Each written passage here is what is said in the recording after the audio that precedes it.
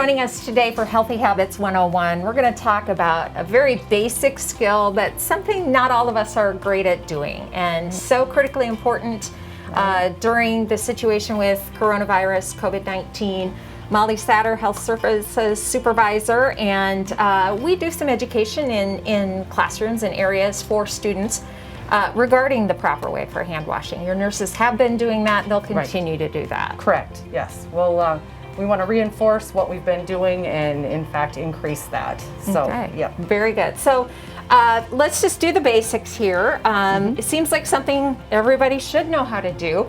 Problem is, we don't often take the necessary time to do it. Yep. Okay, Molly, maybe you can instruct me on how I should do this properly. What's my first step? Right, so you're going to come up to the sink, and this is an automatic, obviously, and so you don't need to turn it on, otherwise you'd obviously turn the water on.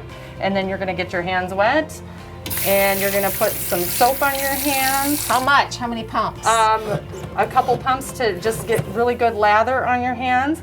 And then you're going to, before you scrub them for 20 seconds, removing any visible soil. And the 20-second time frame is about the amount of time it takes to sing happy birthday.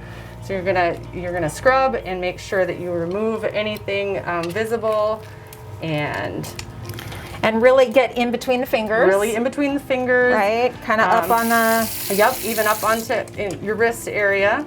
And we're at about 20 seconds there, so you can go ahead and rinse and thoroughly rinse that soap off.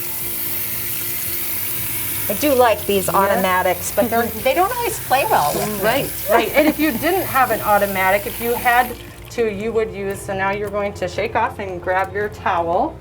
But if you didn't have an automatic, you would have to use the towel to actually shut the sink off. You wouldn't want to use your hand after you've just cleaned it to shut the sink off. So, so that would complete your hand washing, making sure, again, just to reiterate, you're washing for 20 seconds and thoroughly removing any visible soil and then drying thoroughly.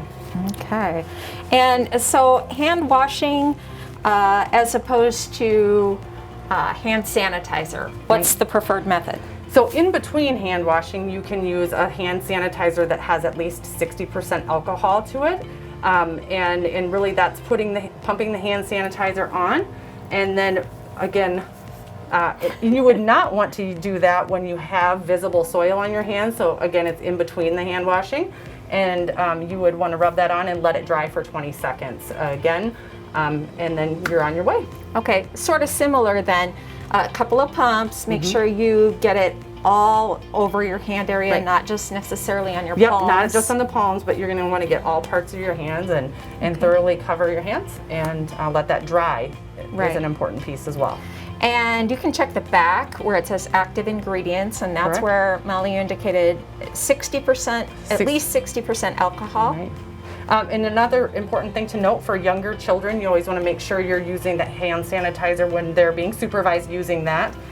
So not leaving it or leaving them unattended with it is always a good idea. They may not know the impact of that if they were to put their hands by their mouth or something along that line. But certainly this is an option. Hand washing is preferred. Yes, absolutely. Hand sanitizer never takes the place necessarily of the thoroughness that hand washing provides, but it's certainly good in between those hand washing. Okay, very good. When you can, wash your hands often. Take the time you need to make sure you get that right, at least 20 seconds of scrubbing. And if that isn't available to you, this is a good solution to use as well. So hope you've learned something here on Healthy Habits 101.